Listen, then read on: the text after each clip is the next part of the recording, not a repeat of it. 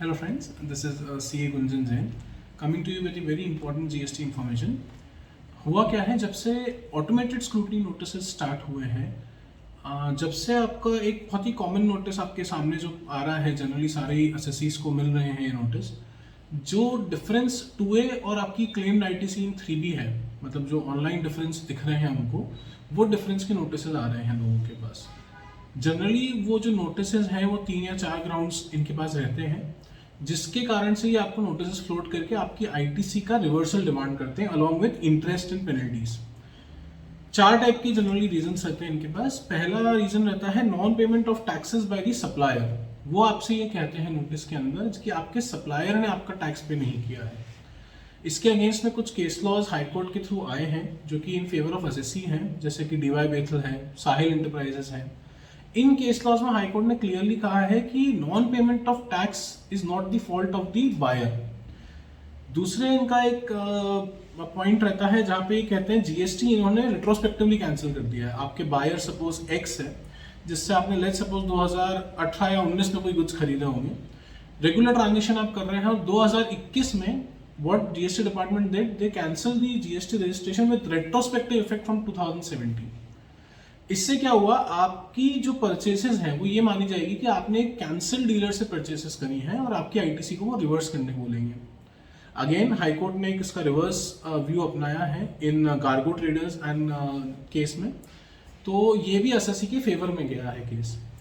Third thing, ये बोलते हैं कि सप्लायर ने अपने रिटर्न्स फाइल नहीं करे हैं, जिस कारण से हमको टैक्स की इनकम नहीं हुई है जिसका आपने आउटपुट से सेट ऑफ लिया है। मतलब गवर्नमेंट को वो इनकम नहीं हुई है जिसका उन्होंने आउटपुट से सेट ऑफ ले लिया है। तो गवर्नमेंट कहती है क्योंकि हमारे ट्रेजरर में वो टैक्स का पैसा नहीं पहुंचा है जिससे आपने अपने इनपुट यूज करके आउटपुट सेटल कर लिया, तो आप वो इनपुट को रिवर्स करिए along with 24% interest. Again the high court has taken a reverse view in infinity wholesale limited, जो pro favour of the SSC उन्होंने जजमेंट दिया है। Fourth what they tell is कि आपने जो ये ट्रांजेक्शन करे हैं, ठीक है, एवरीथिंग सेड एंड डन, लेकिन ये ट्रांजेक्शन बोगस है। अगेन एसएससी के ही फेवर में ये डिसीजन गया है एलजीडब्ल्यू इंडस्ट्रीज के अंदर, जहां पे ये बोला गया है कि बोगस ट्रांजेक्शन को प्रूफ करना इज द जिम्मेदारी of all the GST officers present during the search and the document collection during the investigation. Now what happens, इसमें एक चीज ध्यान रखिए, ये सब गए हैं प्रो जजमेंट एसएससीज के लिए। अब मैं आपको बताना चाह रहा हूं क्यों मैंने ये वीडियो बनाया है।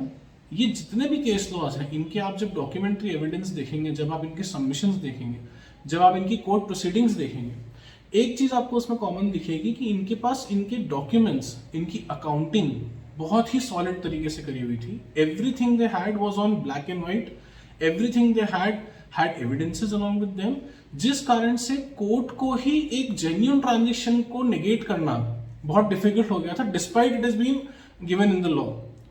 जनरली आप देखिए, कोर्ट जो है वो लॉ के मेकर्स के इंटेंशन के साथ काम करता है। अभी क्या हो रहा है, जब बिजनेसमैन बिजनेस करने बैठेगा तो वो इतने स्ट्रॉन्ग कंप्लायंसेस को कहीं ना कहीं जेन्युइन अगर वो हैं, उससे वो पीछे हटना नहीं चाहेगा।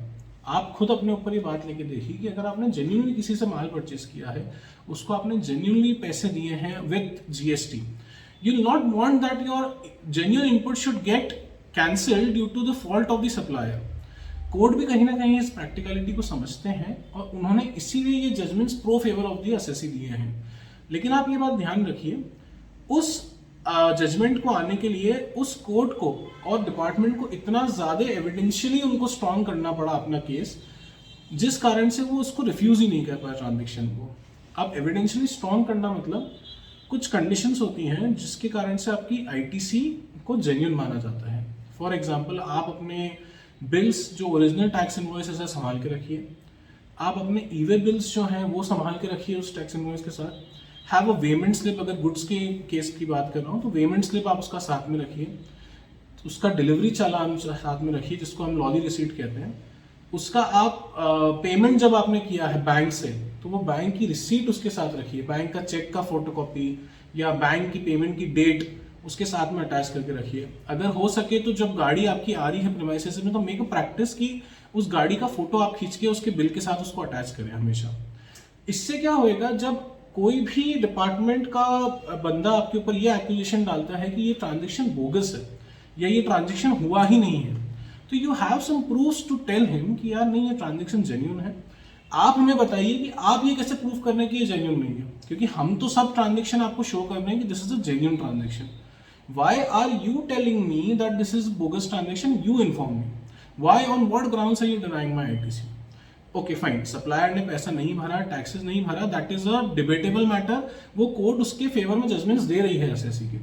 लेकिन अगर आप उसको उस सर्च के दौरान, उस स्क्रूटनी के दौरान ही सेटिस्फाई कर सकते हैं कि नहीं सर ये जेन्युइन ट्रांजेक्शन है, don't put this in your records, don't put this in your memo. हो सकता है वो ऑफिसर कहीं ना कहीं कोर्ट्स के जजमेंट्स को देखते हुए और उसका एक्यूमेंट लगा के आपके एक प्रो हेल्प आउट कर सके आपके लिए। तो इसीलिए मैंने ये वीडियो बनाया था। Try to make your books of accounts, try to make your purchases very perfect, have some additional evidences along with the basic invoice and bank entries, जो भी आप उसके साथ एविडेंसेस लगा पाए जिससे ये प्रूव हो सके कि हाँ ये माल जेन्युइनली आपके पास आया है। Keep those evidences along with you, ताकि आपको ये जो जजमेंट्स आए हैं कोर्ट्स के, उन कोर्ट्स के जजमेंट्स के साथ साथ आपका भी उसके अंदर एक फेवरेबल अपने पास टाइम बचा रहे।